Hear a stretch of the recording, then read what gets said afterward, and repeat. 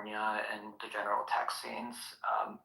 I think people are confronting the limits of atheism to explain the natural world and rationalism to be effective in the real world, compared to having a policy of addressing sin and minding virtue and the minutes of prayer. I think too, though, one thing that I advocate to my audience is a focus on family rearing personally for themselves, regardless of their race. It does seem to be the project of saving a white race should be with them, every individual working hard towards finding the right mate and producing children that can then carry on between themselves and thinking in terms of multi-generations. I don't know what you seem to be focused on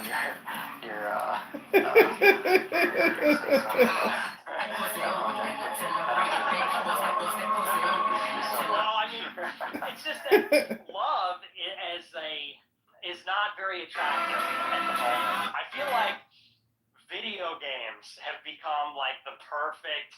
If love has become another form of recreation, it will lose to video games every time.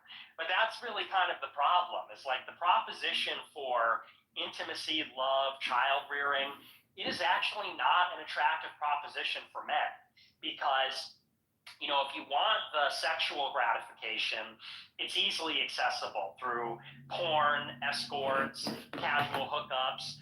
If you want marriage, it's this deep investment and doesn't have very good record of success these days. And there's like structural incentives that make it that way. No-fault divorce being the big thing. And just generally the culture and attitude that we have about women, which is that they have agency. They've been liberated from men.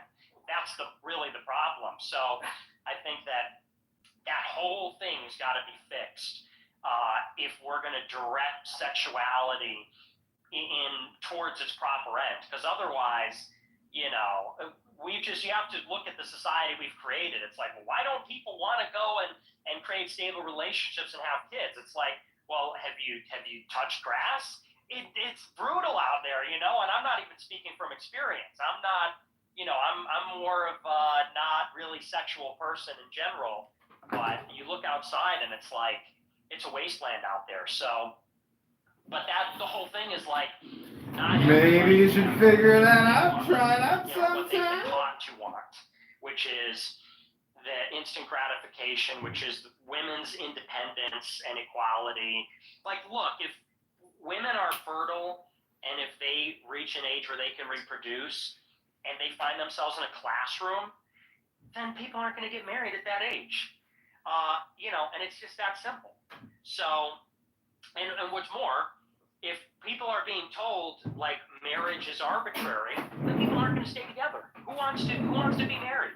It's going to be a very small group of people that want to stick it out on principle. It's like, because marriage, you both get old, you change physically, you change your personality, you go through difficult periods, and familiarity breeds contempt. Human beings actually don't like to know everything about each other. So, the only thing that keeps people in these solid formations, it's got to be a society that is united behind religion. Otherwise, people are going to do whatever they want to do, and that's divorce, sex, promiscuity. Yeah, I agree with you. The sexual hedonism is a product of the atheism, and it is one of I think the big projects that needs to happen culturally in America is a return to spirituality, because it reflects on our reproduction. Whoever shall call us Thelemites will do no wrong. It's one of the priorities.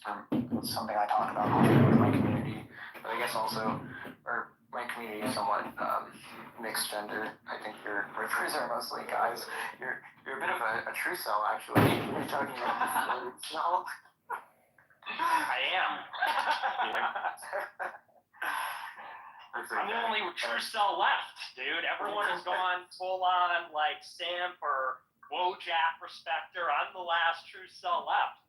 No. I don't appreciate the theta simping. I think a recovery is possible for the Floyd. That absolutely requires a certain rearrangement of their self-identity as women and men. Yeah. Well, and I think a lot of conservatives aren't helping because it's basically everyone is a feminist now. And if you start to express anything that is actually opposed to feminism, even the conservative women start to say, oh, that gave me the ick. Oh, that's toxic. Oh, blah, blah, blah. It has to be totally shut down, totally rethought. And I don't hate women. Like, I do love women, but they're just off the reservation these days, totally misguided. And the problem is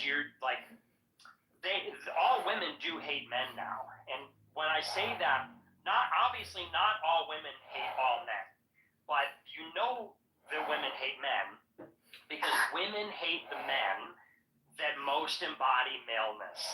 The men that men admire, like Trump. Trump is someone that every real guy loves. Like, this is a guy that he's not pro-social. I mean, he is. He's a businessman, but he's very brash, gets to the point, no nonsense. This is like your boomer dad that every young guy looks up to. Every real young guy looks up to. The guy that can handle anything, stoic, nothing, totally unflappable. And not all women, it's getting better, but like all women hated Trump. All women hated Trump. They all hate Andrew Tate. And I've had this thought before, it's like, I feel like it used to be the case that those kinds of guys, like your crazy uncle, your badass grandpa, these guys who were super male, in the old days, young girls would be like a serving wench for those guys. Like, they'd be like, they love those guys. They're affectionate towards those guys. And now I feel like all women look at guys like that and roll their eyes and go, This is because you don't go out, Nick.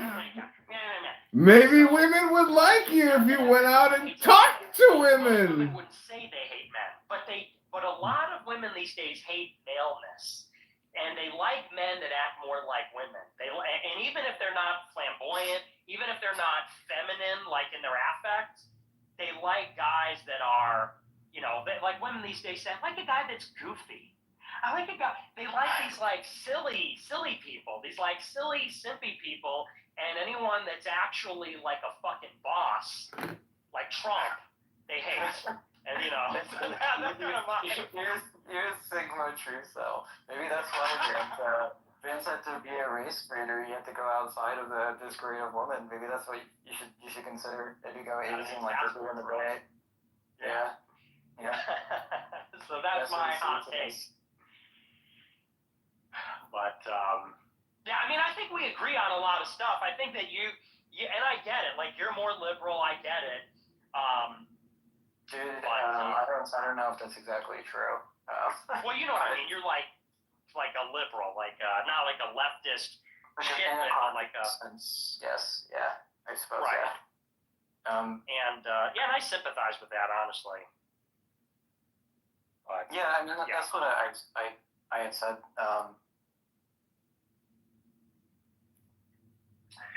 Yeah. So we agree on a lot of stuff. I mean, your community agrees. There's a lot of groypers in your space or whatever.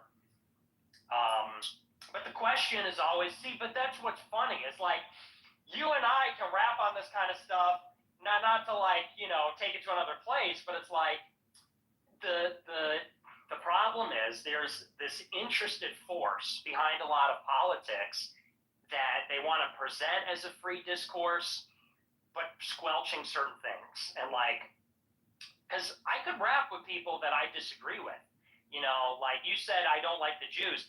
I actually like Jews. People give me shit because I say that, but I do. I think the Jews are intelligent. I think often they're funny. They're very funny. And I get along with them. And I've said it before, and I get shit for it, but I have a lot of Jewish friends because I think they're funny people. But the question is always, when you start to say things that they don't like, then they want to like lynch you. You start to say stuff that they don't agree with, and then they're like, well, you're not welcome here anymore. And it's like, okay, well, that doesn't work then. We got to be able to disagree. So I feel like my whole political self-discovery is something like that. I thought we were all cool and free marketplace of ideas and whatever. And then they start to say, no, but you can't go there, but you can't say this, that, the other. And then they roll out these bullshit tactics, smearing, defaming, attacking your character. And anyway, I don't mean to make it about me and that and sound whiny again or whatever, but I'm just saying, because I think, someone like you and I, people are sending me all kinds of shit about you. I'm like, I'm not trying to come after this guy's personal life or whatever, and go into the recesses of his, all these personal attacks. But it's like, it has been made impossible in this political scene. And I wish it weren't that way. And that's why, the Groyper, I just wish someone would give the Groypers a chance, because I've been thinking about this a lot. It's like, Piers Morgan banned us, Tucker banned us, Tim Pool banned us, Patrick Bet-David banned us, Sobhouse banned us. It's like, what the fuck? We just want to, rap with the rest of everybody. We got our check marks taken. 15 of our guys got banned on X. I thought this was the right-wing victory. So, if we could be a party to it, it'd be one thing, but that's just where I'm coming from, if you can understand that. Because we can get along and be civil, but we're like the N-words. We're the second-class citizens here, so that's why we got to be a little pissed off all the time. That's why I got to be mad all the time. Yeah, I mean, it's been very similar for us too in the last 4 years. We've battled our way through the crypto space and basically made it a safe space for us to do our own thing, which is anything we want. So I can feel where you're coming from. I don't know any of the history and lore between the fighting, but I don't have a problem with the Groypers. As soon as I saw that my community was also part of your community, at least whatever sectors, and they told me that you guys, the Groypers, are cool, you're cool, then I'm like, all right, I'll give you a chance. I think we maybe came at it strong, but I don't know anything about interpersonal politics. I don't care or think about that kind of stuff. Really, it's just we are trying to force free speech down the throat of culture, and force free information, free markets. I guess maybe the free markets is something you probably disagree with, but that's what it is. In terms of the other points, I have my opinions on the racial makeup or whatever, or the future of the void, but that's just shit. Yeah, well, you guys are cool. I mean, your community's cool.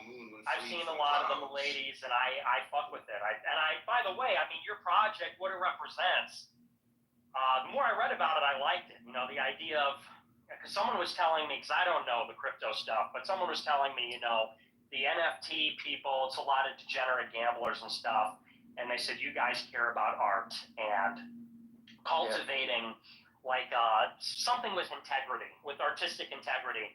And that's something that I believe is really important. So, I do support it. I just, when you start to see some of these connections you get, and don't get me wrong, because I understand what you're saying when you say not every connection necessarily proves, it proves that there's this intense collaboration, but you do have to recognize that, look, the CIA has been manipulating politics in this country for 100 years, and so do other intelligence agencies. And that's the one heuristic or the one hermeneutic that I feel like right-wing people need to apply to the right-wing space. And I'm not in favor of like a scare, like a red scare, no pun intended. But I do think that is something where a lot of young people like me, like how I was when I was younger, when I was a teenager, they look at right-wing politics and they say what they're seeing is what they're getting. And we know that in politics, that's never the case. And I know you're not maybe a super political guy, but I am, and I know the political people. And the truth is that looks can be deceiving. And in the right wing, there is a lot of, because there's so much is at stake in politics, there's a lot of interest and money in politics and subterfuge. And I feel like we have to be on our guard. And that's why it matters to know who we're talking to and what they're really about and everything like that. Because at the end of the day, this is what we really need in the country is Americans. We need, and no offense, Adrian, we need Americans running America. We need Americans that love America running America, and other people that love other countries can run those countries. But we need to run this country people that actually love the people and love the place. So that's kind of who I am. That's what I'm about. But I respect what you're doing. I like the community. So one definition, however, that I'd like to narrow down, though, is like, who do you define as an American? Well, it's a tough question, because if you say American citizen, that means anchor babies, and I think anyone would see the problem with that. That someone who descends from John Adams is more American than someone who's here on a technicality. So I would say there's aspects that go into it. You know, if you speak English, if you have citizenship, if you've been here for a few generations, I think that's the minimum. You got to be here for a few generations. And then I think, you know, as far as race is concerned, it gets complicated because, you know, America was expanded over time and different parts were grafted on at different points. You know, like, would you say that only the people that came on the Mayflower are American? Because Chicago was only incorporated in the 19th century, but there were English settlers here in the 17th century, and Mexicans have been in Texas for a long time. So, you know, I think we all know, though, that the most Americans are English. The most Americans have been here for hundreds of years. And, you know, people that have been here for not as much time and further in proximity from that are probably less American. Where you say they're not American, I would say immigrants, they're not American yet. People who don't speak English, you know, things like that. We all recognize also that, you know, you have like Russia. When we think of a Russian, we think of a Slavic person, but there are Muslims that have been living in Russia for hundreds of years, but they're like Russian Muslims or Muslim Russians. Similarly, we think of America, we're supposed to think of Tom Cruise, you know, we're supposed to think of George Washington. We're not necessarily thinking of Sundar Pichai. You know, and yet he's like an Asian American or something. So I guess I believe in the hyphens, but an American is, so it's a little complicated, but yeah, I would say it's something like a combination of a few different attributes: legacy, race, it's in some ways values. You know, when we think of American, we think of boldness, courage, risk taking. If someone's like a pussy, like a weed smoking degenerate, that's not very American, you know. So it encapsulates a lot of different things. Yeah, I agree with you. That's it. But I think that is you go ahead, then I'll go ahead. I think the best proof case of true assimilation is that multi-generationally, you see them assimilate racially too. So if you look at the arc of the American experiment, it's largely a racial experiment, but it's regional too. So, you know, there's a West Coast American and an East Coast American, a Southwest American, etc. Well, yeah, like Miami. If you think of someone from Miami, they speak Spanish, you know, like Miami's like a Caribbean country practically. So, but yeah, I mean, it's just the problem is we're getting to this point where we can't even say what it means, and that's a problem. And it's a big problem, you know, on the topic of birth rates, because it's like if we don't have a sense of who we are, if we don't have a sense of grounding, it's literally suicidal. Even if they're not killing themselves, there's despair. Those sexual energies are subdued because we're deeply uncomfortable and dislocated, and you know, it's not healthy. That's why I say, like, we need people that really love America to run the country, to look at people like that and to actually take care of them. Not just like provide for their physical needs, but to actually take care of their society. And that's why I believe in that kind of like, you know, I work for UPS. They say that UPS only promotes from within. You start unloading the trucks and you rise all the way up to like senior management. And that's kind of what we need in America. We need somebody to be like Trump in a sense like that. You know, or ostensibly, I mean, they want Vance to be like that. I suppose, strictly speaking, he would meet that definition. But at the same time, he's like a venture capitalist. We need somebody that actually loves Americans to be running the country. And by running it, I mean subordinating oligarchs to them as well.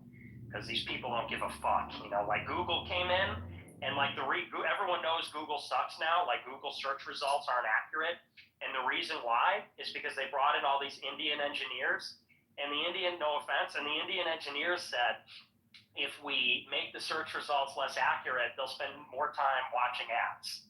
Because if you find it right away, you don't go to the second page. But if you keep going through search pages, I can't find it. I'm getting all this other crap. Then there's more time watching the ads. So it's like, that's the kind of thing. Like Steve Jobs should run Apple because he loves Apple. He loves the iPhone. It's true integrity. Similarly, someone should run America who actually understands America, not these people that want to do the advertising scam with our fucking economy and our country. Not to ramble, but I don't even disagree with you. Okay, so there's a bunch of interesting things there. With what is fundamentally American, it's more so about concept than it is just about race, I think. I think that if you have, say, a particular set of values, and these values are ones that you represent from the self directly, not because somebody tells you to represent them, but because it is something that you yourself have. Let's say, for instance, there's this interesting effect that exists when, say, with blue states, they've kind of fucked up now. So many people are actually moving away from these blue states into red states because those states are still okay. Now the problem is, if you take the blue state mentality and you put it into the red state, then they will vote different. Then they will vote, they will kind of pollute things in a sense because they will vote a certain way, the same way that fucked up the state that they came from. So for instance, I would say if you have like some sort of understanding of values and you actually represent them yourself, you have to vote a certain way, for instance, right? Because you have to understand where you're going. So I think what would make someone say, fundamentally American would be someone who understands the values, enforces those values at every level, understands the history, is in line with that history, and is proud of it, I think, even to a certain extent, right? So there's a certain thing that makes people American. And I would say even the ironic thing is many of the greatest things that came to America actually came from other people that weren't even born in that country. Werner von Braun was the only reason why America had a chance at all at succeeding in the first space race. So if it wasn't for someone who literally immigrated there and hadn't spent a single generation there, then you would have not had NASA, you would have none of these things. You would have well, what do Werner von Braun and Elon have in common? That they both came here. What else? I don't know. That's about it. They're white. Yeah, well, what's the problem with their skin color? You know, what's the problem with that? You can point at many other people that have done great things as well. Like who? I think I could take a recent one. We could say would be someone like Arvind Srinivas. He's a pretty cool one. This is a recent tech founder type of person. There's one that I can name right off the top of my head. I think he's a really cool individual. Yeah. No, he's Indian, ironically enough, but I think he embraces, American exceptionalism to a certain extent and is an accelerationist. By the way, I do think accelerationism is pretty good, but I think that would cause a bit of a rift, I think, between people here, because they believe that we should slow things down. I don't. I think that moving ahead faster is one of the only solutions. Also, but yeah. Also, interestingly, that guy still doesn't have a green card. Yeah, it's fucked up, isn't it? He's like contributed enormous economic benefit to the country in which he's in, which is America. So I'd say as somebody who does something like that, it's a browser that actually circumvents the problems that exist with Google. So Google's search engine is fucking disgusting. So he has solved that problem. Yeah, ironically, the very problem that you say has been caused by Indians is an Indian fixed it. Werner von Braun and Elon, rocket ships, guy, web browser. No, but I agree. I mean, look, everybody's got to start somewhere. I agree. I mean, look, like, my favorite artist is Ye. Is Kanye. He's black. By the way, consider that, for instance, Tesla, which is one of those companies that is owned by Elon and primarily operated by Elon. If you look at one of its primary things that makes it very relevant is the fact that the Tesla car is basically a robot on wheels. And one of the things that they have, which practically no other car company has, because Tesla's not really a car company, they're an AI and robotics company. They have real-world AI in that they can actually interact with the real world in ways that no other AI company has been able to do yet. And who is the head of, who's the head of that specific part of Tesla? The AI, real-world AI thing, FSD, who's that? Who is that? It's an Indian guy. So based?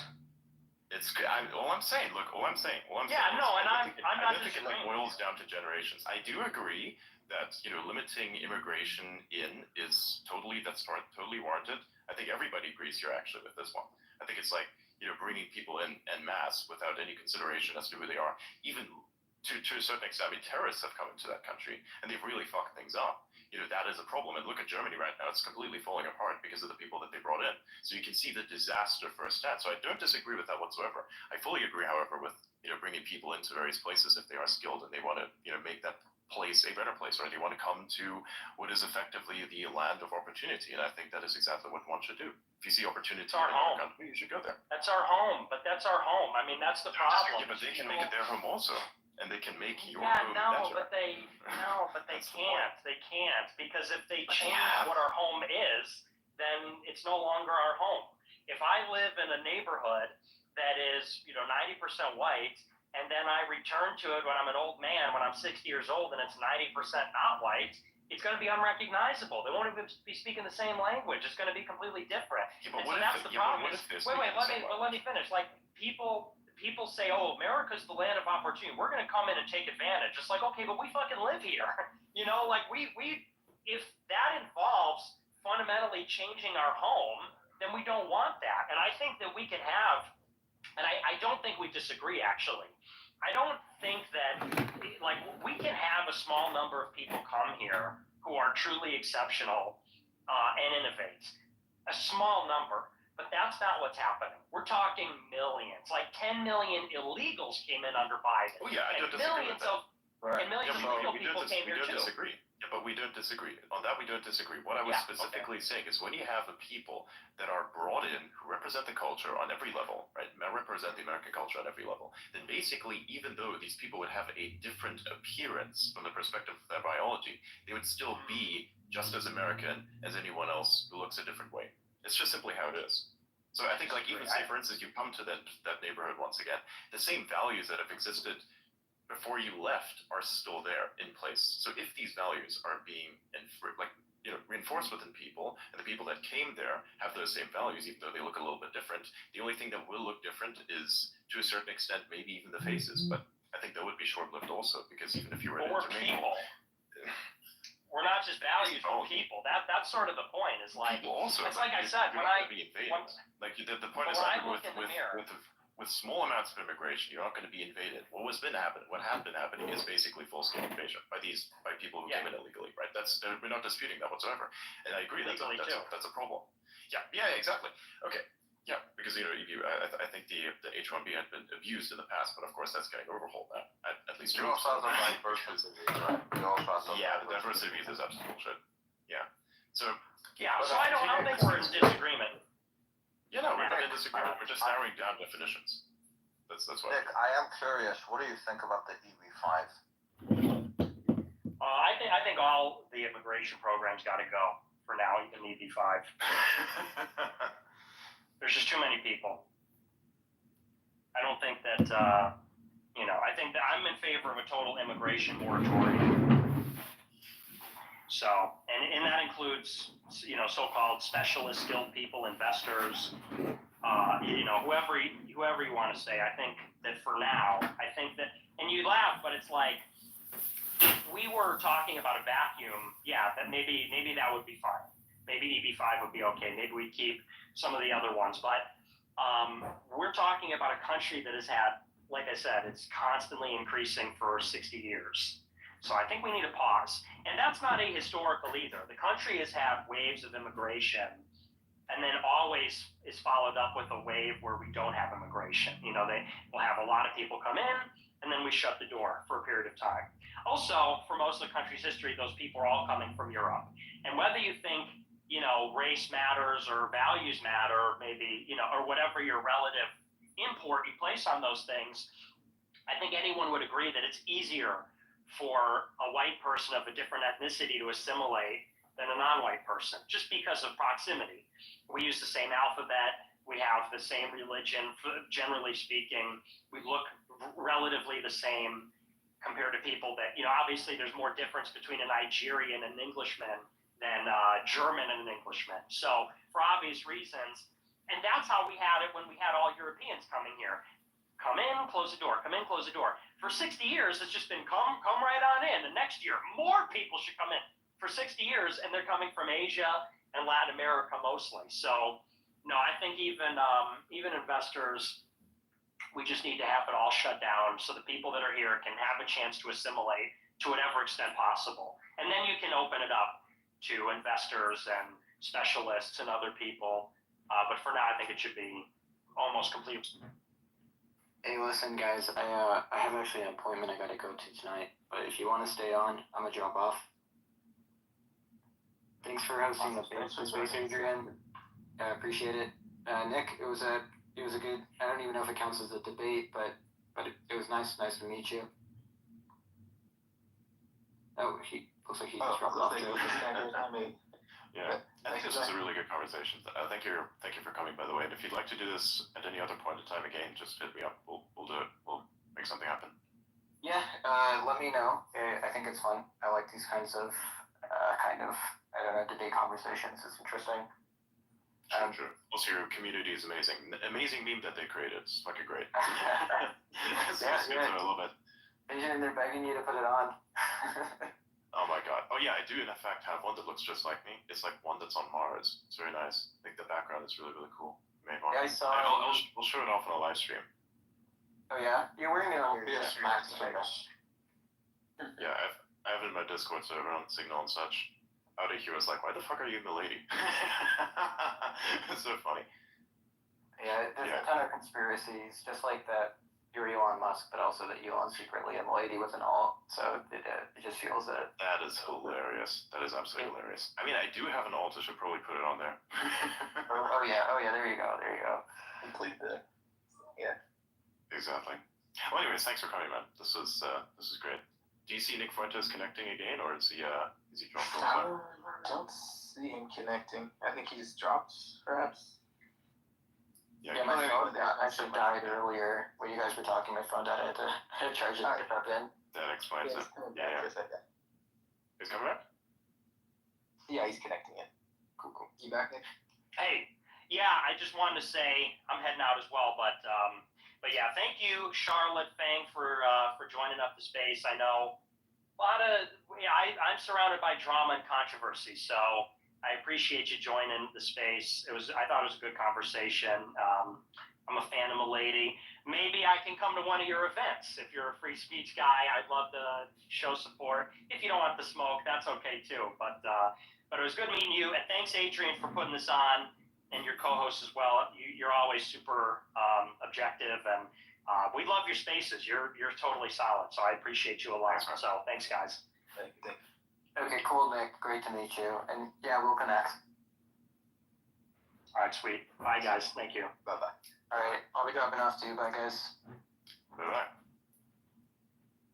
I think we can wrap it here. What do you guys think? Like, this is a good time to wrap. Yeah. Yeah, that's fine. Yeah, I think there's not much else to discuss, really. But yeah, this was great. Thank you all for coming. If you'd like to see more of this, make sure to follow, turn notifications on. I go live every single day on Spaces, almost every single day. Actually, as a matter of fact, I might be taking a bit of a break coming up because I have a bunch of things that I do in real life. But I frequently host Spaces rooms like these, record the conversation. So join us there if you'd like. Also, thank you for all of the Milady community for coming out. Thank you for all of the community that came out from Fuentes as well, joining up and listening to this and being relatively civil in the comments. I really enjoyed this. This was great. Should we do it again sometime? Thank you all for coming. See you on the timeline.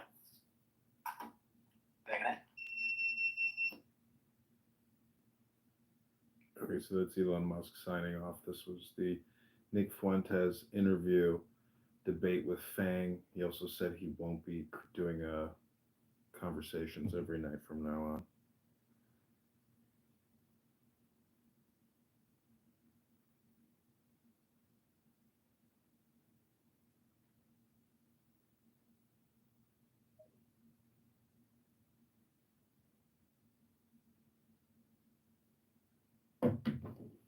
Okay, Ben, hope you enjoyed that.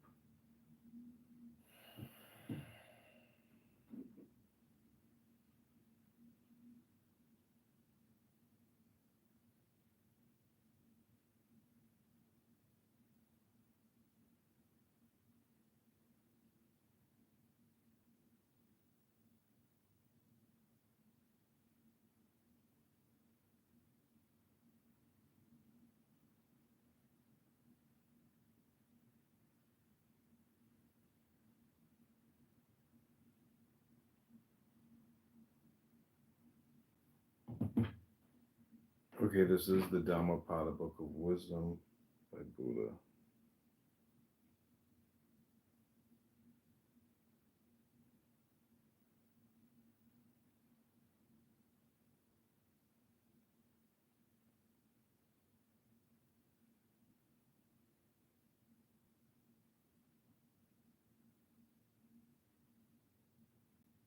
Okay, this is Dhammapada.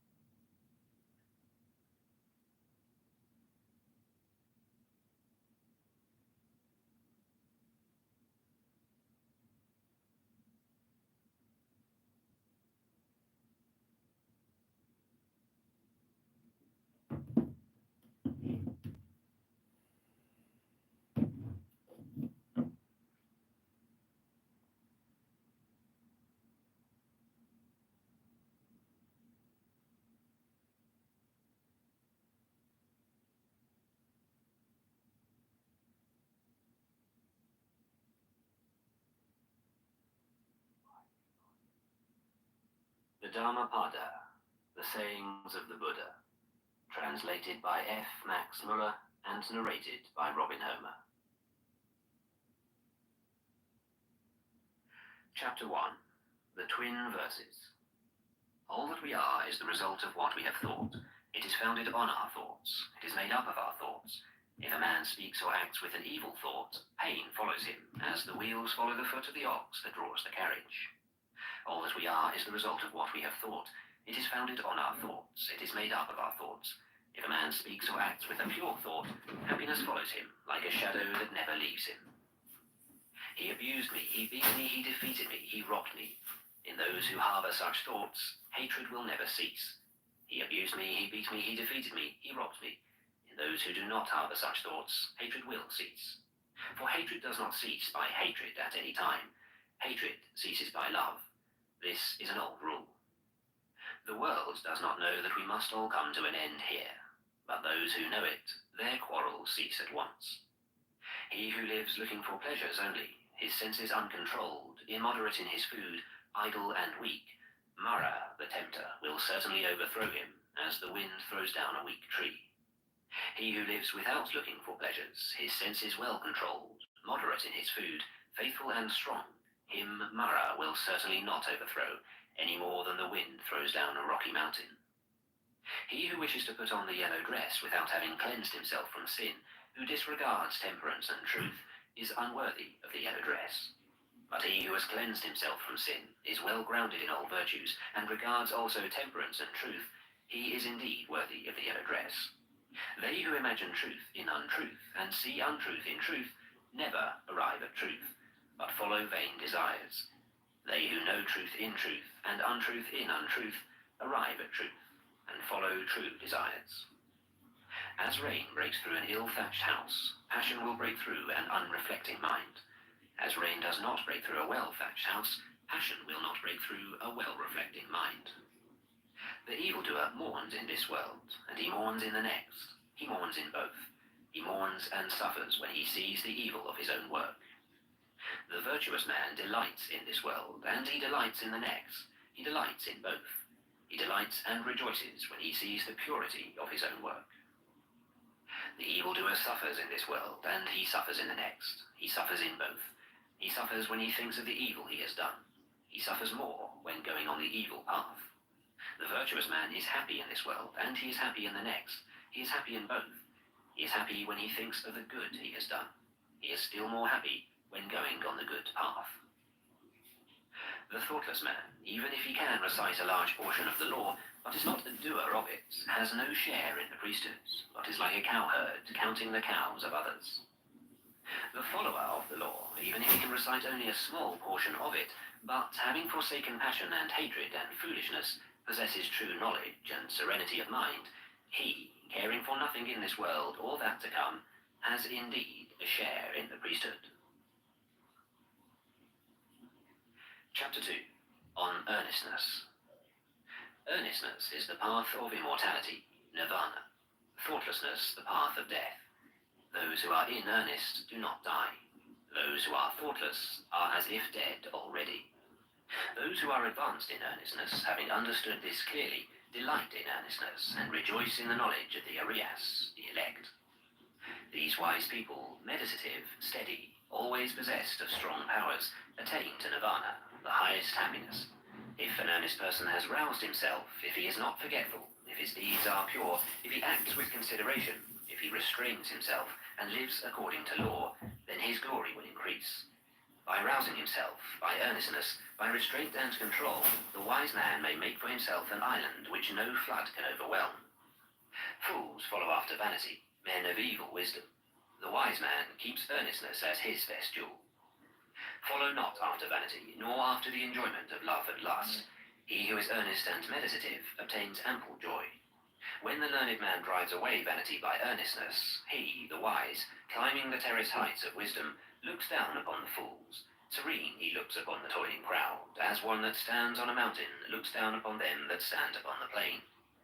Earnest among the thoughtless, awake among the sleepers, the wise man advances like a racer, leaving behind the hack. By earnestness did Maghavan, Indra, rise to the lordship of the gods. People praise earnestness. Thoughtlessness is always blamed.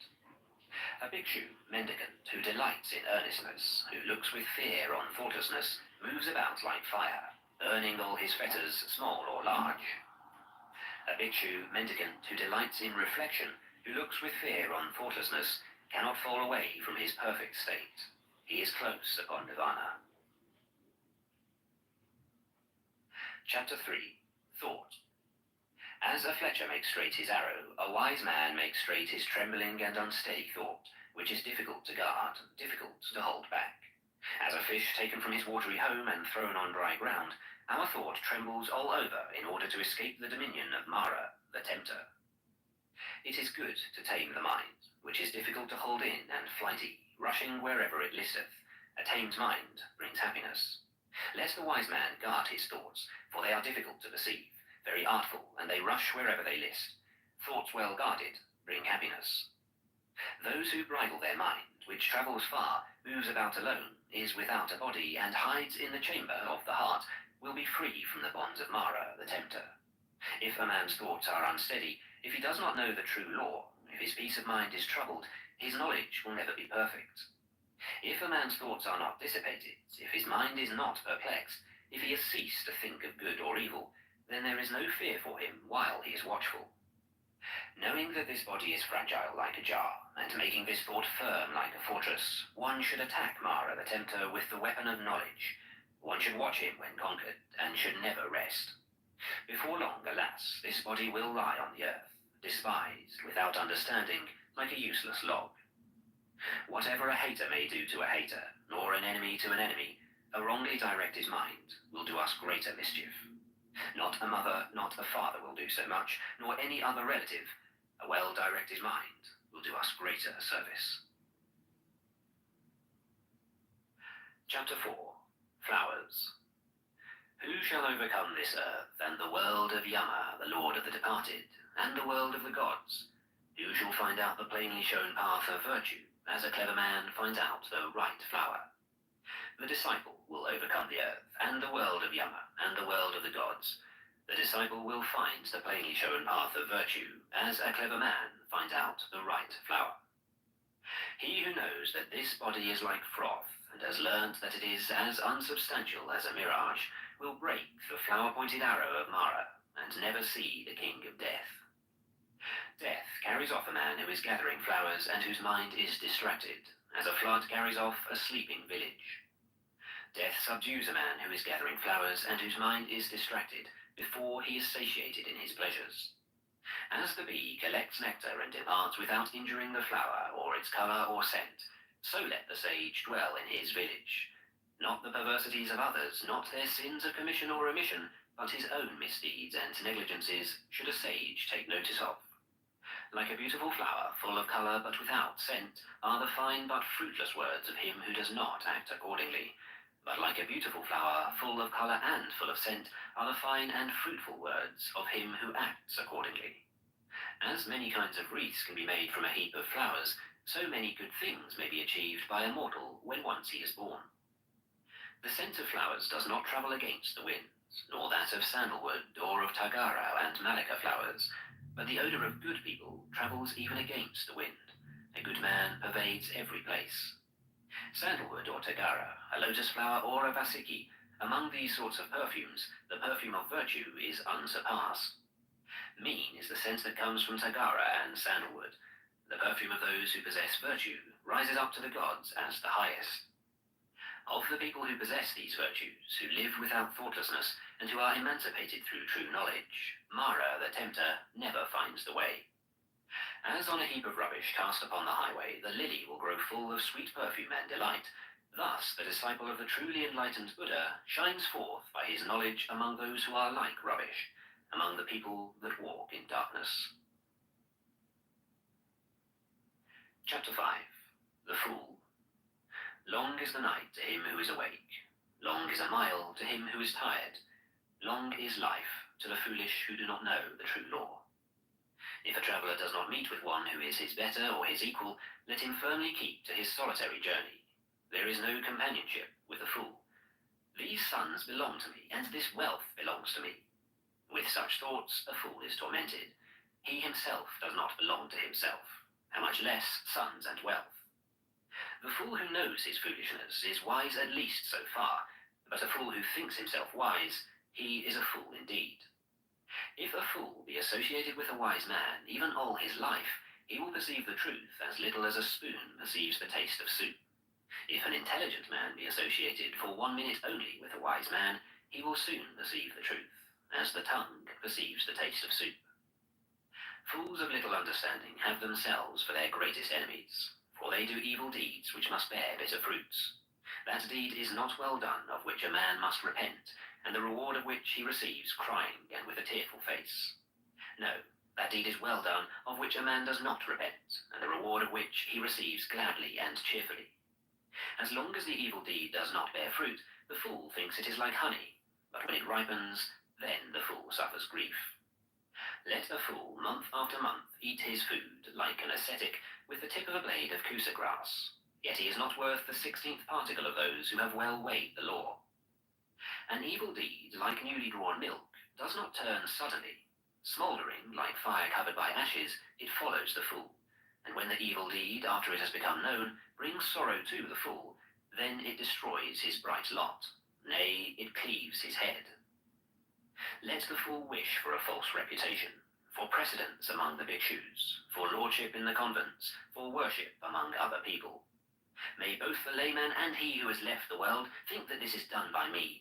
May they be subject to me in everything which is to be done or is not to be done. Thus is the mind of the fool, that his desire and pride increase.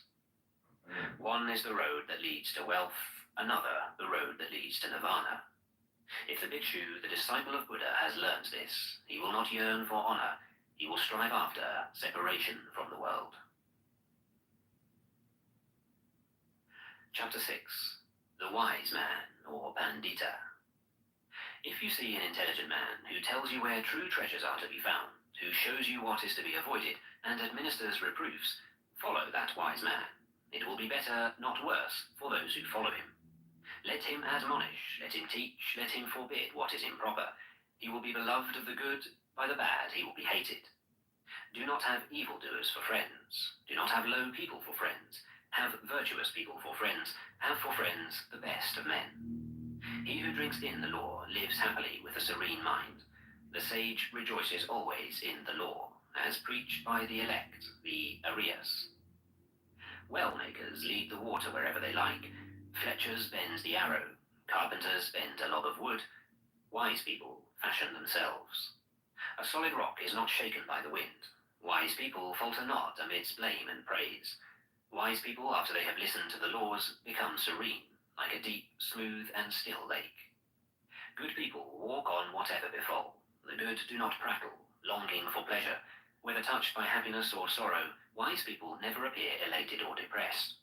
If, whether for his own sake or for the sake of others, a man wishes neither for a son, nor for wealth, nor for lordship, and if he does not wish for his own success by unfair means, then he is good, wise, and virtuous.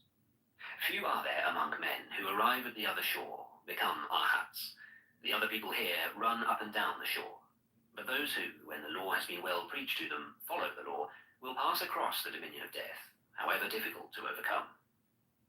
A wise man should leave the dark state of ordinary life and follow the bright state of the bhikshu.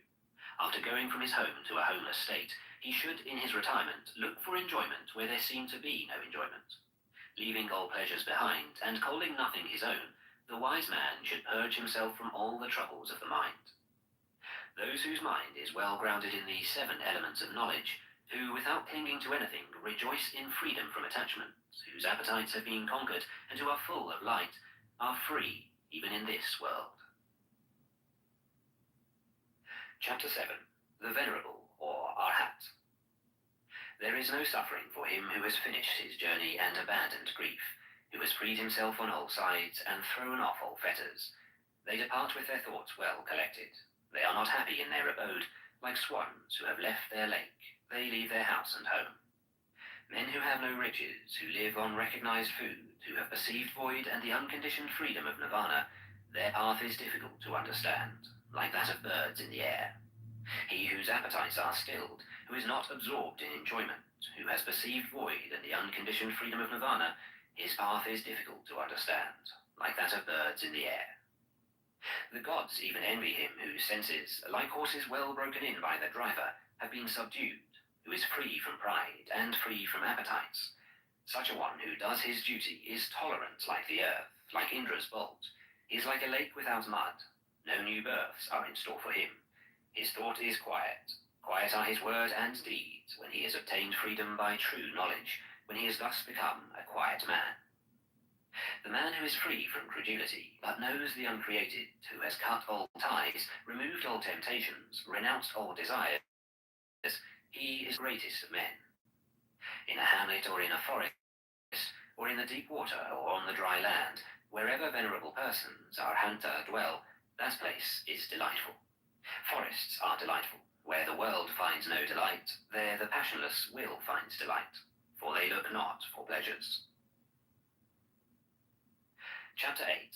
The Thousands. Even though a speech be 1,000 words, but made up of senseless words, one word of sense is better, which if a man hears, he becomes quiet. Even though a gatha poem be 1,000 words, but made up of senseless words, one word of a gatha is better, which if a man hears, he becomes quiet.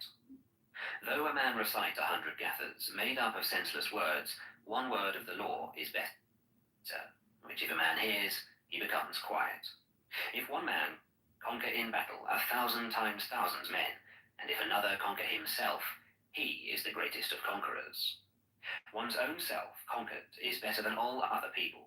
Not even a god, a Gandharva, not Mara with Brahman could change into defeat the victory of a man who has vanquished himself and always lives under restraint. If a man for 100 years sacrifice month after month with 1,000, and if he but for one moment pay homage to a man whose soul is grounded in true knowledge, better is that homage than sacrifice for 100 years. If a man for 100 years worship Agni, fire, in the forest, and if he but for one moment pay homage to a man whose soul is grounded in true knowledge, better is that homage than sacrifice for 100 years. Whatever a man sacrifice in this world as an offering or as an oblation for a whole year in order to gain merit, the whole of it is not worth a farthing. Reverence shown to the righteous is better. He who always greets and constantly reveres the aged, 4 things will increase to him: life, beauty, happiness, power. But he who lives 100 years, vicious and unrestrained, a life of one day is better if a man is virtuous and reflecting. And he who lives 100 years, ignorant and unrestrained, a life of one day is better if a man is wise and reflecting. And he who lives 100 years, idle and weak, a life of one day is better if a man has attained firm strength. And he who lives 100 years, not seeing beginning and end, a life of one day is better if a man sees beginning and end. And he who lives 100 years, not seeing the immortal place, a life of one day is better if a man sees the immortal place. And he who lives 100 years, not seeing the highest law, a life of one day is better if a man sees the highest law. Chapter 9. Evil. If a man would hasten towards the good, he should keep his thought away from evil. If a man does what is good slothfully, his mind delights in evil. If a man commits a sin, let him not do it again. Let him not delight in sin. Pain is the outcome of evil. If a man does what is good, let him do it again. Let him delight in it. Happiness is the outcome of good. Even an evildoer sees happiness as long as his evil deed has not ripened. But when his evil deed has ripened, then does the evildoer see evil. Even a good man sees evil days as long as his good deed has not ripened. But when his good deed has ripened, then does the good man see happy days. Let no man think lightly of evil, saying in his heart, "It will not come nigh unto me." Even by the falling of water drops, a water pot is filled. The fool becomes full of evil, even if he gather it little by little. Let no man think lightly of good, saying in his heart, "It will not come nigh unto me." Even by the falling of water drops, a water pot is filled. The wise man becomes full of good, even if he gather it little by little. Let a man avoid evil deeds as a merchant. If he has few companions and carries much wealth, avoids a dangerous road. As a man who loves life avoids poison. He who has no wound on his hand may touch poison with his hand. Poison does not affect one who has no wound, nor is there evil for one who does not commit evil. If a man offend a harmless, pure and innocent person, the evil falls back upon that fool, like light dust thrown up against the wind. Some people are born again. Evildoers go to hell, righteous people go to heaven. Those who are free from all worldly desires attain nirvana. Not in the sky, not in the midst of the sea, not if we enter the clefts of the mountains, is there known a spot in the whole world where a man might be freed from an evil deed. Not in the sky, not in the midst of the sea, not if we enter the clefts of the mountains, is there known a spot in the whole world where death could not overcome the mortal. Chapter 10. Punishment. All men tremble at punishment. All men fear death. Remember that you are like unto them, and do not kill, nor cause slaughter. All men tremble at punishment. All men love life. Remember that you are like unto them, and do not kill, nor cause slaughter. He who, seeking his own happiness, punishes or kills beings who also long for happiness, will not find happiness after death. He who, seeking his own happiness, does not punish or kill beings who also long for happiness, will find happiness after death. Do not speak harshly to anybody. Those who are spoken to will answer thee in the same way. Angry speech is painful. Blows for blows will touch thee. If, like a shattered metal gong, you utter not, then you have reached nirvana. Contention is not known to you. As a cowherd with his staff drives his cows into the stable, so do age and death drive the life of men. A fool does not know when he commits his evil deeds, but the wicked man burns by his own deeds, as if burnt by fire. He who inflicts pain on innocent and harmless persons will soon come to one of these 10 states. He will have cruel suffering, loss, injury of the body, heavy affliction or loss of mind, or a misfortune coming from the king, or a fearful accusation, or loss of relations, or destruction of treasures, or lightning fire will burn his houses, and when his body is destroyed, the fool will go to hell. Not nakedness, not plaited hair, not dirt, not fasting or lying on the earth, not rubbing with dust, not sitting motionless, can purify a mortal who has not overcome desires. He who, though dressed in fine apparel, exercises tranquility, is quiet, subdued, restrained, chaste, and has ceased to find fault with all other beings, he indeed is a Brahmana, an ascetic, Sramana, a friar, bhikshu. Is there in this world any man so restrained by humility that he does not mind reproof, as a well-trained horse the whip? Like a well-trained horse when touched by the whip, be you active and lively, and by faith, by virtue, by energy, by meditation, by discernment of the law, you will overcome this great pain of reproof, perfect in knowledge and in behaviour, and never forgetful. Well-makers lead the water wherever they like. Fletchers bend the arrow, carpenters bend a log of wood. Good people fashion themselves. Chapter 11. Old Age. How is there laughter? How is there joy? Or is this world always burning? Why do you not seek a light, you who are surrounded by darkness? Look at this dressed-up lump, covered with wounds, joined together, sickly, full of many thoughts, which has no strength, no hold. This body is wasted, full of sickness and frail. This heap of corruption breaks into pieces. Life indeed ends in death. Those white bones, those gourds thrown away in autumn, what pleasure is there in looking at them? After a stronghold has been made of the bones, it is covered with flesh and blood, and there dwell in it old age and death, pride and deceit. The brilliant chariots of kings are destroyed.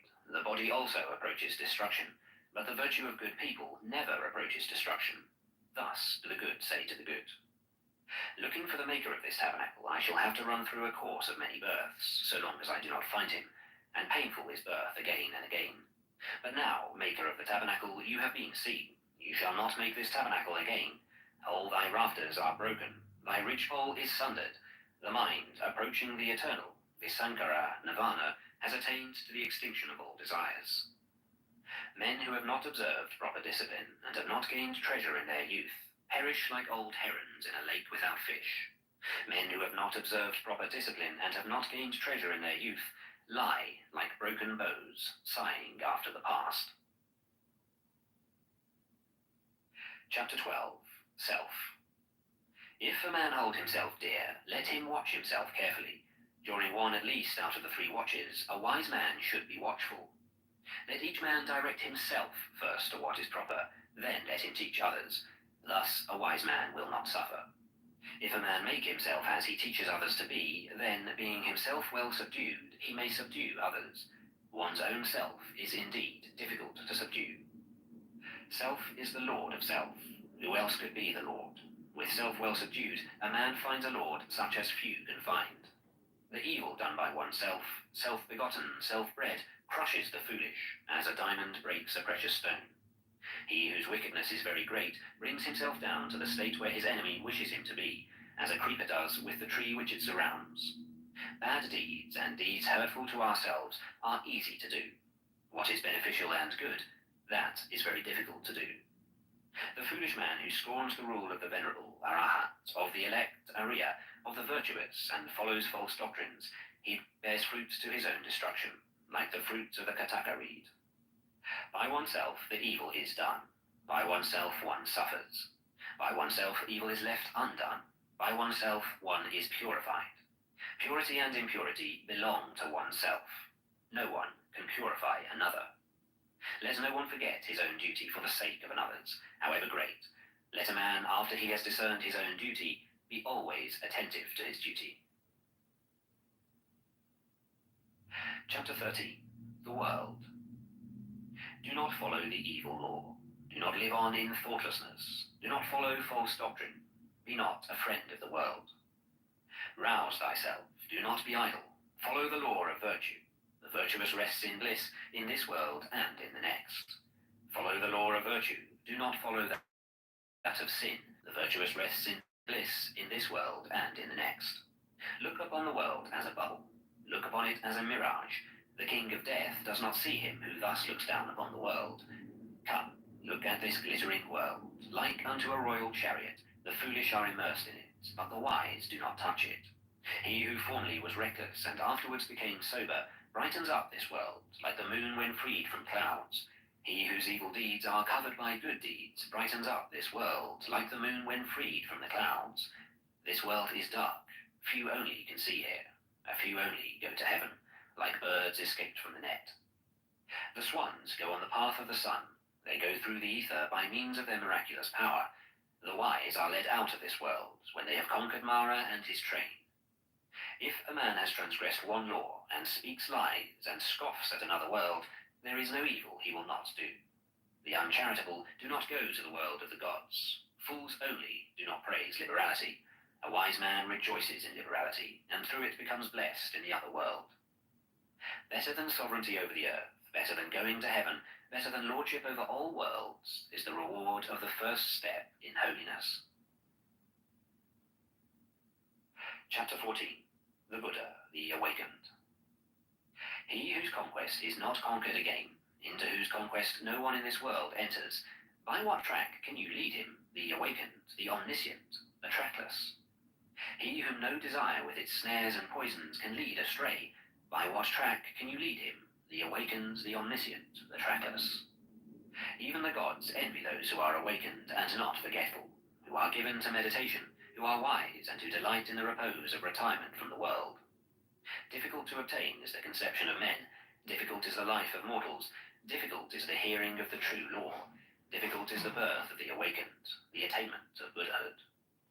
Not to commit any sin, to do good and to purify one's mind, that is the teaching of all the awakened. The awakened call patience the highest penance, long-suffering the highest nirvana, for he is not an anchorite, pravragita, who strikes others. He is not an ascetic, shramana, who insults others. Not to blame, not to strike, to live restrained under the law, to be moderate in eating, to sleep and sit alone, and to dwell on the highest thoughts. This is the teaching of the awakened. There is no satisfying lusts, even by a shower of gold pieces. He who knows that lusts have a short taste and cause pain, he is wise. Even in heavenly pleasures he finds no satisfaction. The disciple who is fully awakened delights only in the destruction of all desires. Men, driven by fear, go to many a refuge, to mountains and forests, to groves and sacred trees. But that is not a safe refuge. That is not the best refuge. A man is not delivered from all pains after having gone to that refuge. He who takes refuge with Buddha, the law, and the church, he who, with clear understanding, sees the four holy truths, pain, the origin of pain, the destruction of pain, and the eightfold holy way that leads to the quieting of pain. That is the safe refuge. That is the best refuge. Having gone to that refuge, a man is delivered from all pain. A supernatural person, a Buddha, is not easily found. He is not born everywhere. Wherever such a sage is born, that race prospers. Happy is the arising of the awakened. Happy is the teaching of the true law. Happy is peace in the church. Happy is the devotion of those who are at peace. He who pays homage to those who deserve homage, whether the awakened Buddha or their disciples, those who have overcome the host of evils and crossed the flood of sorrow, he who pays homage to such as have found deliverance and know no fear, his merit can never be measured by anybody. Chapter 15. Happiness.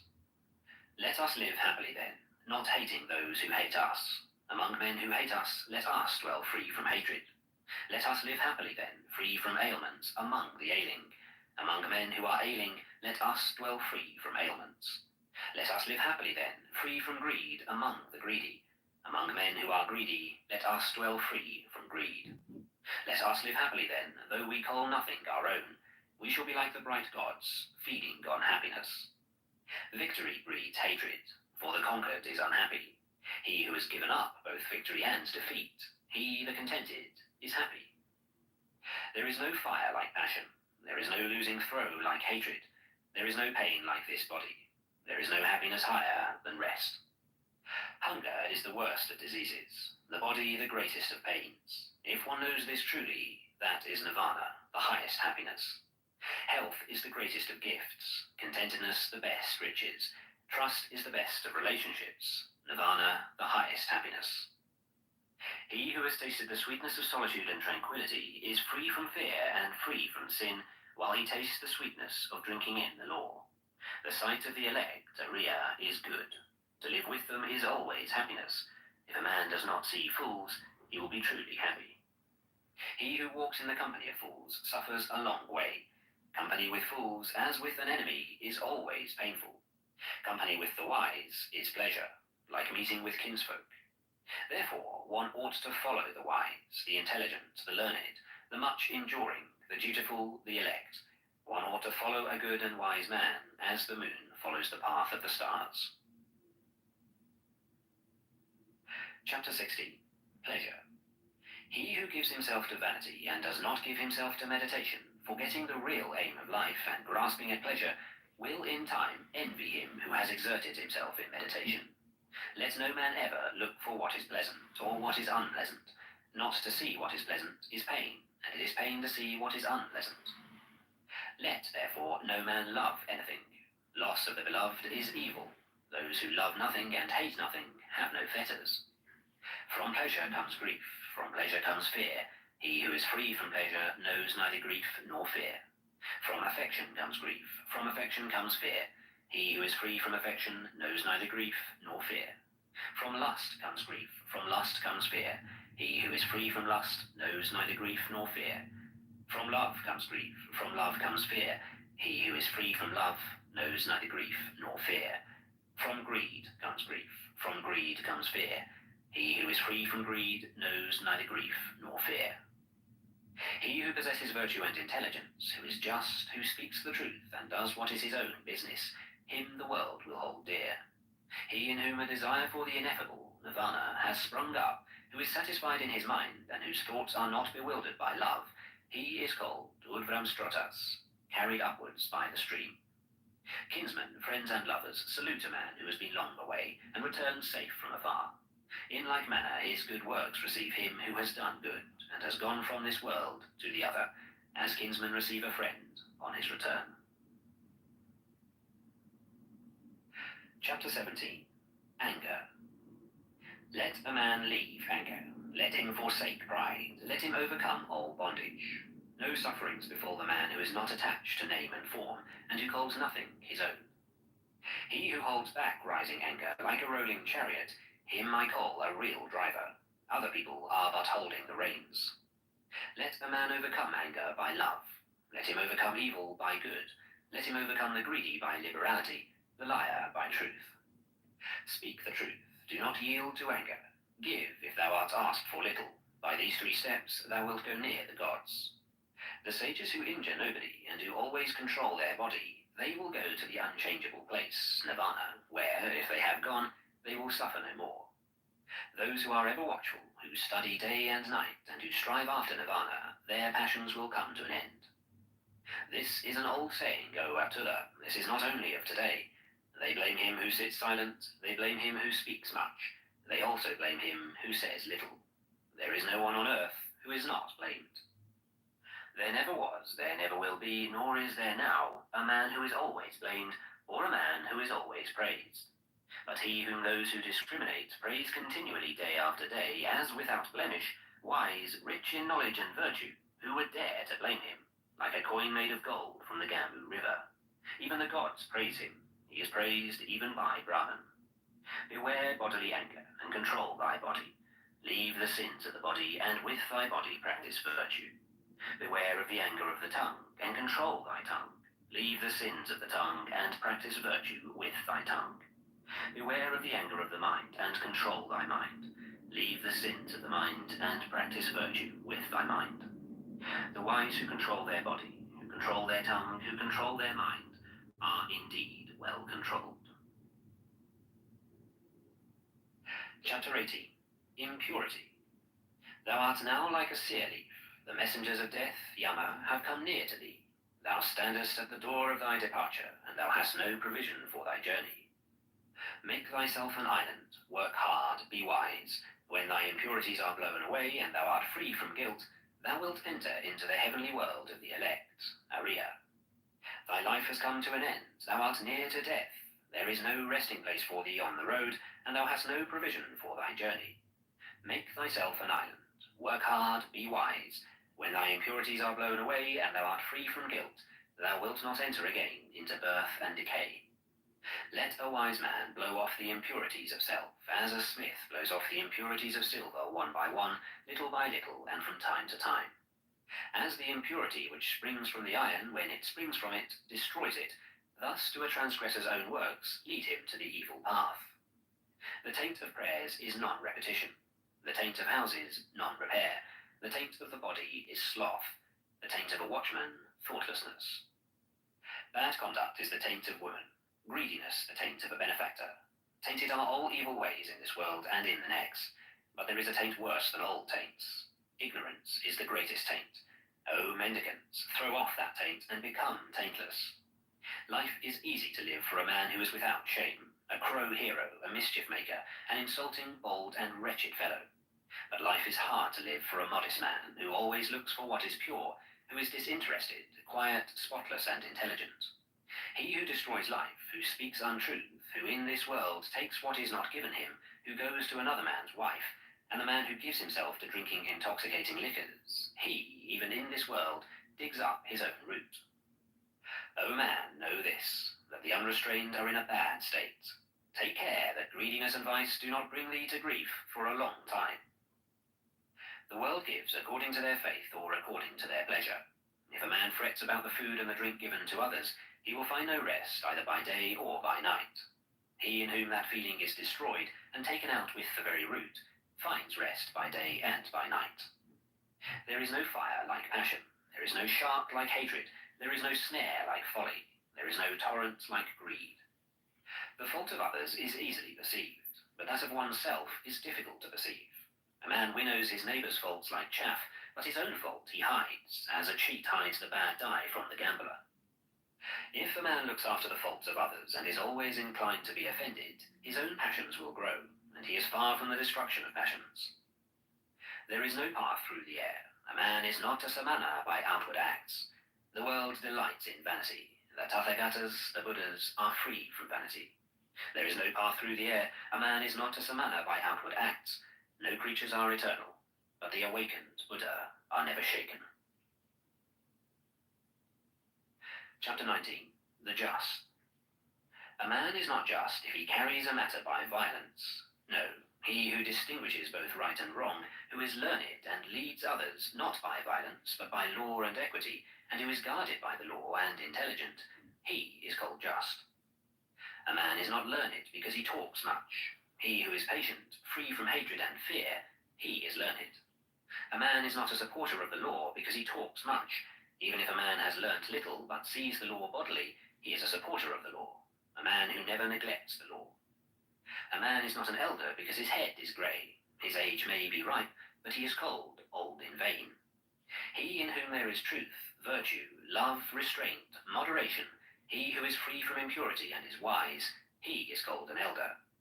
An envious, greedy, dishonest man does not become respectable by means of much talking only, or by the beauty of his complexion. He in whom all this is destroyed and taken out with the very root, he, when freed from hatred and wise, is called respectable. Not by tonsure does a disciplined man who speaks falsehood become a samana. Can a man be a samana who is still held captive by desire and greediness? He who always quiets the evil, whether small or large, he is called a samana, a quiet man, because he has quieted all evil. A man is not a mendicant, bhikshu, simply because he asks others for alms. He who adopts the whole law is a bhikshu, not he who only begs. He who is above good and evil, who is chaste, who with knowledge passes through the world, he indeed is called a bhikshu. A man is not a muni because he observes silence if he is foolish and ignorant, but the wise who, taking the balance, chooses the good and avoids the evil, he is a muni, and is a muni thereby. He who in this world weighs both sides is called a muni. A man is not an elect, Arya, because he injures living creatures. Because he has pity on all living creatures, thereby is a man called Arya. Not only by discipline and vows, not only by much learning, not by entering into a trance, not by sleeping alone, do I earn the happiness of release which no worldling can know. Bhikshu, be not confident as long as thou hast not attained the extinction of desires. Chapter 20. The Way. The best of ways is the eightfold. The best of truths is the 4 words. The best of virtues, passionlessness. The best of men, he who has eyes to see. This is the way. There is no other that leads to the purifying of intelligence. Go on this way. Everything else is the deceit of Mara, the tempter. If you go on this way, you will make an end of pain. The way was preached by me when I had understood the removal of the thorns in the flesh. You yourself must make an effort. The Tathagatas, Buddhas, are only preachers. The thoughtful who enter the way are freed from the bondage of Mara. All created things perish. He who knows and sees this becomes passive in pain. This is the way to purity. All created things are grief and pain. He who knows and sees this becomes passive in pain. This is the way that leads to purity. All forms are unreal. He who knows and sees this becomes passive in pain. This is the way that leads to purity. He who does not rouse himself when it is time to rise, who, though young and strong, is full of sloth, whose will and thought are weak, that lazy and idle man will never find the way to knowledge. Watching his speech, well restrained in mind, let a man never commit any wrong with his body. Let a man but keep these 3 roads of action clear, and he will achieve the way which is taught by the wise. Through zeal, knowledge is gotten. Through lack of zeal, knowledge is lost. Let a man who knows this double path of gain and loss thus place himself, that knowledge may grow. Cut down the whole forest of lust, not a tree only. Danger comes out of the forest of lust. When you have cut down both the forest and its undergrowth, then, bhikshus, you will be rid of the forest and free. So long as the love of man towards women, even the smallest, is not destroyed, so long is his mind in bondage, as the calf that drinks milk is to its mother. Cut out the love of self like an autumn lotus with thy hand. Cherish the road of peace. Nirvana has been shown by Sugata, Buddha. Here I shall dwell in the rain, here in winter and summer. Thus the fool meditates, and does not think of his death. Death comes and carries off that man, prays for his children and flocks, his mind distracted, as a flood carries off a sleeping village. Sons are no help, nor a father, nor relations. There is no help from kinsfolk for one whom death has seized. A wise and good man that knows the meaning of this should quickly clear the way that leads to nirvana.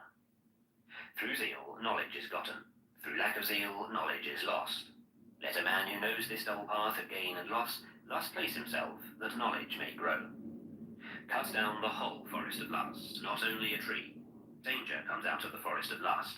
When you have cut down both the forest and its undergrowth, then, bhikshus, you will be rid of the forest and free. So long as the love of man towards women, even the smallest, is not destroyed, so long is his mind in bondage, as the calf that drinks milk is to its mother. Cut out the love of self, like an autumn lotus, with thy hand. Cherish the road of peace. Nirvana has been shown by Sugata, Buddha. Chapter 21. Miscellaneous. If by leaving a small pleasure one sees a great pleasure, let a wise man leave the small pleasure and look to the great. He who, by causing pain to others, wishes to obtain pleasure for himself, he, entangled in the bonds of hatred, will never be free from hatred. What ought to be done is neglected. What ought not to be done is done. The desires of unruly, thoughtless people are always increasing. But they whose whole watchfulness is always directed to their body, who do not follow what ought not to be done, and who steadfastly do what ought to be done, the desires of such watchful and wise people will come to an end. A true Brahmana goes scatheless, though he have killed father and mother and 2 valiant kings, though he has destroyed a kingdom with all its subjects. A true Brahmana goes scatheless, though he have killed father and mother, and 2 holy kings, and an eminent man besides. The disciples of Gautama are always well awake, and their thoughts day and night are always set on Buddha. The disciples of Gautama are always well awake, and their thoughts day and night are always set on the law. The disciples of Gautama are always well awake, and their thoughts day and night are always set on the church. The disciples of Gautama are always well awake, and their thoughts day and night are always set on their body. The disciples of Gautama are always well awake, and their mind day and night always delights in compassion. The disciples of Gautama are always well awake, and their mind day and night always delights in meditation. It is hard to leave the world, to become a friar. It is hard to enjoy the world. Hard is the monastery, painful are the houses. Painful it is to dwell with equals, to share everything in common, and the itinerant mendicant is beset with pain. Therefore let no man be an itinerant mendicant, and he will not be beset with pain. Whatever place a faithful, virtuous, celebrated, and wealthy man chooses, there he is respected. Good people shine from afar, like the snowy mountains. Bad people are not seen, like arrows shot at night. He alone who, without ceasing, practices the duty of sitting alone and sleeping alone, he, subduing himself, will rejoice in the destruction of all desires alone, as if living in a forest. Chapter 22. The Downward Course. He who says what is not goes to hell. He also who, having done a thing, says, I have not done it, after death both are equal. They are men with evil deeds in the next world. Many men whose shoulders are covered with the yellow gown are ill-conditioned and unrestrained. Such evildoers, by their evil deeds, go to hell. Better it would be to swallow a heated iron bowl, like flaring fire, than that a bad, unrestrained fellow should live on the charity of the land. 4 things does a reckless man gain who covets his neighbour's wife: a bad reputation, an uncomfortable bed, thirdly punishment, and lastly hell. There is the bad reputation and the evil way to hell. There is the short pleasure of the frightened in the arms of the frightened, and the king imposes heavy punishment. Therefore let no man think of his neighbour's wife. As a grass blade, if badly grasped, cuts the arm, badly practiced asceticism leads to hell. An act carelessly performed, a broken vow, and hesitating obedience to discipline, all this brings no great reward. If anything is to be done, let a man do it. Let him attack it vigorously. A careless pilgrim only scatters the dust of his passions more widely. An evil deed is better left undone, for a man repents of it afterwards. A good deed is better done, for having done it, one does not repent. Like a well-guarded frontier fort, with defences within and without, so let a man guard himself. Not a moment should escape, for they who allow the right moment to pass suffer pain when they are in hell. They who are ashamed of what they ought not to be ashamed of, and are not ashamed of what they ought to be ashamed of, such men, embracing false doctrines, enter the evil path. They who fear when they ought not to fear, and fear not when they ought to fear, such men, embracing false doctrines, enter the evil path.